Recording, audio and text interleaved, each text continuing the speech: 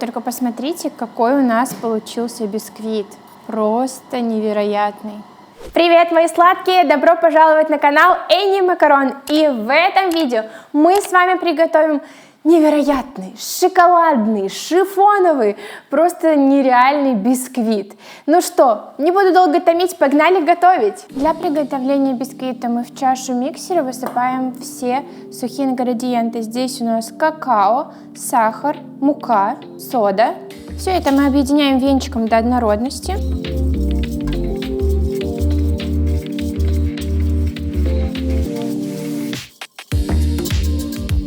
Сюда же мы с вами вливаем молоко и 2 яйца. И дальше отправляем в миксер с насадкой лопатка, чтобы все перемешать. Ставим в миксер. И сначала мы объединяем все на первой скорости, чтобы мука у нас вся не высыпалась наверх. На минималочке. Если у вас ручной миксер, то вы можете перемешивать тесто насадками венчики. Как только видим, что мука у нас смешалась в однородную массу, мы можем повысить до средней скорости.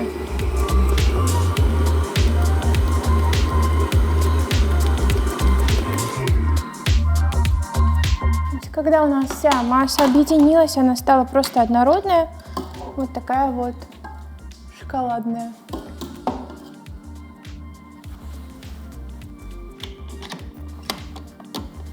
Мы сюда вливаем 2 вида масла, здесь растительное и сливочное. И теперь 3 минутки на средней скорости мы продолжаем перемешивать наш бисквит. Чтобы масло у нас хорошенечко смешалось с остальными ингредиентами, получилась однородная масса. Прошло у нас 3 минуты, смотрим тесто. Оно полностью все размешалось, оно однородное и стало немножечко более густое.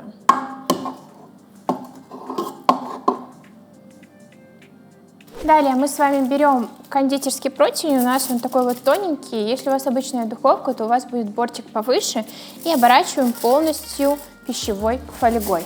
Получается один кусочек фольги, сверху другой. И вот так вот прижимаем хорошенько, чтобы оно было в контакт. Таким образом нам не придется с вами потом мыть противень, и легко можно выпекать бисквит за бисквитом. Мы берем все тесто и выливаем на противень. У нас специально рассчитано количество теста под 1 противень бисквита. Мы вылили все тесто на противень и распределяем так вот лопаточкой равномерно по всему периметру противня.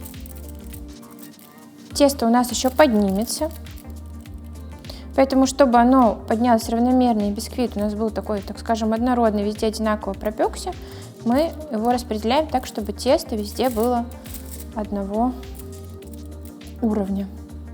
Если у вас нет лопаточки, вы можете все то же самое делать обычной ложкой.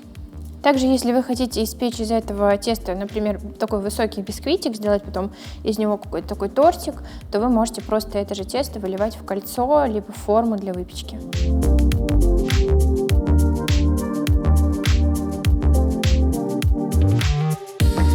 Разровняли плюс-минус однородно, немножко можно постучать, чтобы оно разошлось. И все, теперь мы отправляем тесто выпекаться в духовку. Мы выпекаем на температуре 180 градусов 15 минут.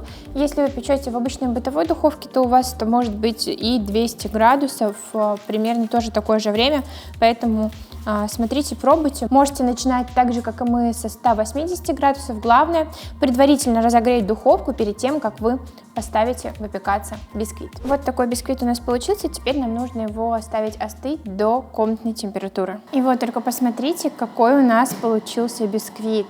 Какой он пышный, нежный, красивый, шоколадный. Просто невероятный.